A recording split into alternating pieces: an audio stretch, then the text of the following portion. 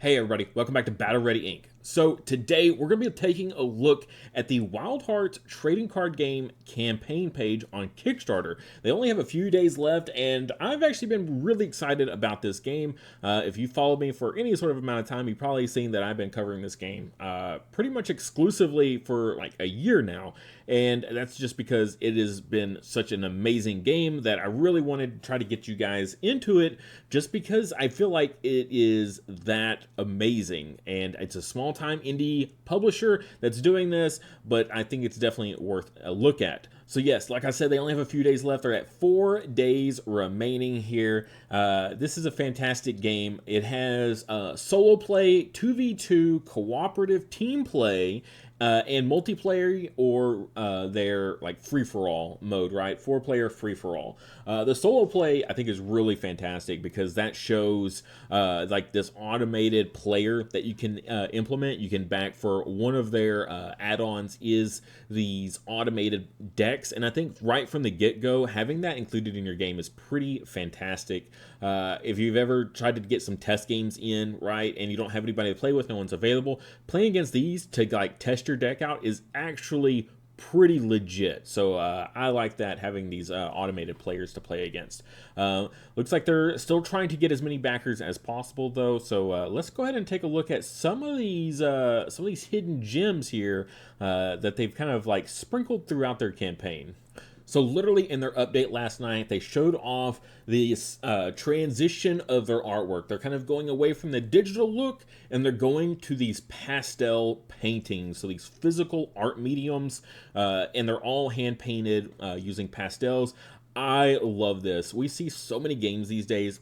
Everything is digital, right? We see so much digital stuff in every game. They all start to kind of just blend together, and Wildhearts is taking, that step of just kind of transitioning away from that, and I'm really happy for it. Seeing all this physical artwork is really cool. The grit, not even the grit, but the texture that you get from actual canvas is really, really beautiful. This is one of their different alternate arts that they have shown in the past for one of their cards called Sacrificial Bond, and you can really kind of see the texture from the canvas that I'm talking about on these, and yeah, I really, really like it. I do have my mouse not showing, but yeah, you can just see kind of in the center of that heart where the canvas kind of pokes through a little bit, kind of thins out the colors. And yeah, this is, I think, an excellent showing of this kind of new art style that they're going into. And I'm here for it. I'm here for this era of Wildhearts. So if you're a fan of, physical artworks being used for your card art, look no further, because there is so many of them coming to this game in this campaign here. So I think now is the time to definitely go check it out. I think it's 1 in 8 packs has an illustrator rare, which is going to be this theme here. Now there's not all physical artworks. They have a wide breadth of mediums here, but one they've really been leaning into is this pastel. It seems to be very widely accepted and loved by their fans, so they're kind of leaning into it more and more. Now, they did have these in their original Foundations launch, which is kind of like their beta event, their beta launch back in January of 2025. Now they're in their full release, and the game is in full production at this point moving forward. But they are bringing back a couple of those pastels from that launch, and so I'm really excited to see these kind of joining the others, getting the new graphic design, all that fun stuff there. So this will be really fun to see these cards reprinted again with joining their pastel brethren. They also have watercolors, which I think is a really unique approach that you don't really see often. Having all these like watercolor artworks and stuff like that with the Chrism. I love the Chrism. It's probably my favorite one. Having all these like jewels and gems all over its body really pops with all those brightly colored watercolors. Just really kind of just a unique, fun twist that you can have in this game, in the artworks and what they're willing to kind of push the boundaries on the norm, right? Just like what's anything not digital that we can possibly do, we're going to try it, and I respect that for sure.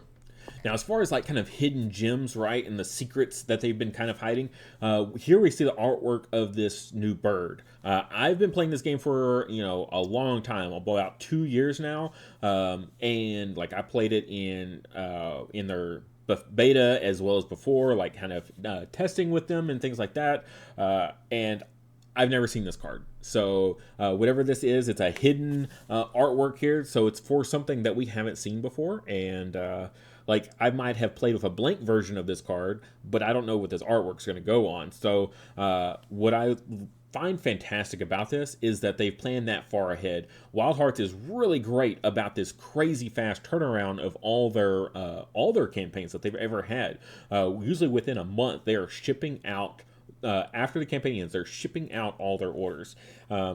I've backed campaigns in the past that take so long. Like right now, I'm still waiting on this Horizon game. It's the Forbidden West board game that they released.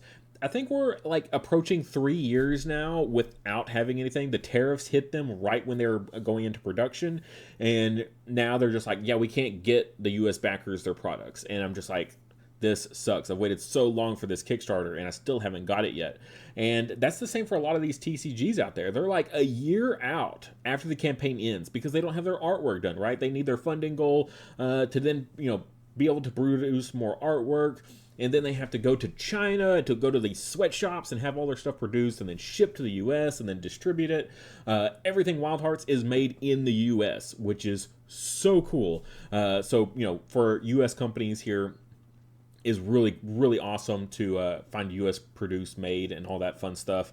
It also makes the turnaround so fast that you order your stuff and then less than a month later they're already shipping it out. That feels really good. So showing that the artwork for even future cards not even revealed is a really good sign. So this kind of bird eagle look is really cool. There was also another one down here. Looks like some sort of maybe a lizard of some type, like a spotted gecko or something like that. Again, showing hiding future cards in their graphics for their campaign. They actually kind of do this for a lot of their stuff here. Is they hide card arts as the backgrounds, right? Some of it's a little bit obvious. Like here we see these are the fan mail that's released in the I want to say the Titus pack. Here we see the alt art from back in Foundations. They use that as a background here, but then there's like some hidden stuff as well. This is the special attack token that you can get. And then there were some really interesting ones that I found, like this one here. I don't see any creatures here, so maybe this is a future field, some sort of river, sunset time here. Because there's all different kinds of biomes that they kind of go across here. So maybe this is another field. Again, it just kind of shows that they've already looked to the future here to know of artworks and things like that ready to go for their cards for future sets. So that feels good. We don't have to wait too long between series and sets to get the next wave of cards, which everything's already going for. That's really great. There were some reviewers here, some content creators that have, played the game. They had a content creator tournament recently, which is really nice. Seeing all these content creators loving it. I think they said none of them were paid or anything like that. They were just asked to participate and try out the game, and they all agreed. For all you Digimon fans out there of the channel, Ride My Avatar also participated, so congrats to Kyle for competing. I think he made it to the semifinals. Like his tiebreakers were the only thing keeping him out of the finals. And they have a lot of different tiers that you can jump in at, but honestly, the tier 1, you just immediately get a 2-player starter set right from the rip, and an extra booster pack just to kind of give you that, that sense of, kind of just a little bit of taste of what Wildhearts is bringing to the table. 2-player starter set for $35. That's roughly $17 per deck. And this 2-player starter set is pretty crazy. It's like 4 different styles, so almost 4 different mini decks, and you take 2 of them and combine them together in any combination, and that creates your deck. So having 2 completely playable decks right out of the box is really great. And also, what I love about this so much is these cards aren't repeated in the set itself, in the booster packs. Looking at like Magic the Gathering, I love their 2-player starter sets. They're only $20. You get 2 decks right from the rip. You can't mix and match them, which is kind of a bummer, but the price tag is really, really nice.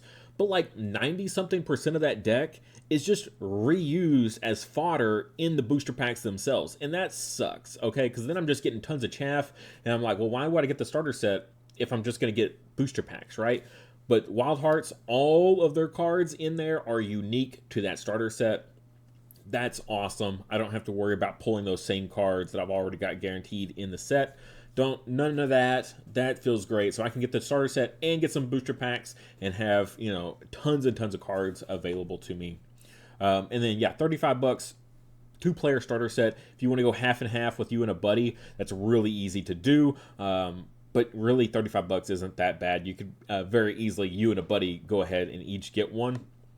You each get a free booster pack. And they do have like tons of add-ons, like a coloring book. So all you like Pokemon fans out there, fans of shinies, create your own shiny with a coloring book is pretty radical. We got the 2 different tamer challenges. This is the solo mode like I talked about earlier. They have 2 different ones that you can choose from, or get the bundle and get both. They do have a couple cards that are playable. For the most part, the decks themselves are self-contained. You play them, but they do come with a couple extra playable cards for you to put in your deck that are themed around each of these 2. So a little bit of extra incentive to go ahead and grab those. They've got some play mats. These are the extra large ones, so they're really wide because you have 3 different fields that you play on, and each field can have 4 cards. So you kind of need to go pretty wide when playing. So having extra large play mats is really, really handy. They've got booster bundles here, which comes with 8 packs, and their illustrator rares are 1 in 8 packs. So you're pretty much guaranteed, I want to say, to get an illustrator rare in every single bundle. So instead of the normal booster boxes, right, they're doing bundles instead. You don't need that many cards because the series is, I think it's 42 cards, and then each one, or 46 cards, and then each one after that is like 22 cards in each series. So they're pretty small. You don't need a ton of booster packs to get basically a playset of everything, which is really cool. They have a lore book, which is so crazy. I know that I played Yu-Gi-Oh! For a long time, and there's so many times that I'm like, man, I wish I had the lore on this. Like, there's clearly something going on. The big one that the last I played, which they're actually making an anime for now, is the Dogmatica stuff, like following Ecclesia and like all the different stuff going on and all those different artworks. I'm like, oh my gosh, I wish I had the lore for this. And then right from the rip, Wildhearts is like, we got you covered. You want to know what's going on in the world? We got you. Okay, lore book, here it is. Find out why everything is the way it is really, really amazing that they included that in as a possible add-on. Not forcing you to get it or anything like that. I think one of the tiers might have it included. And then a 3-pack of the booster bundle, so a little bit more affordable for you there. If you want to get some extra booster packs. I think what I did was I just did the $80 one myself. I got the 2-player starter set, 1 booster bundle, and then I added on a playmat to go with it, right? Because I really wanted an extra large playmat with the zones and stuff like that, so I kind of knew where everything was going. And yeah, really excited for this. I hope you guys are too. Go check it out. Go get you and a buddy to go play it as well. And I think y'all are gonna have a fantastic time. They've got tournaments, webcam tournaments coming up. I want to say like sometime in January or something like that. So that'll be really cool to see that and participate in it. Hopefully I can participate in that one with you guys on the channel here. That'd be really cool if we could play against each other. But yeah, with that, I'll catch you in the next one.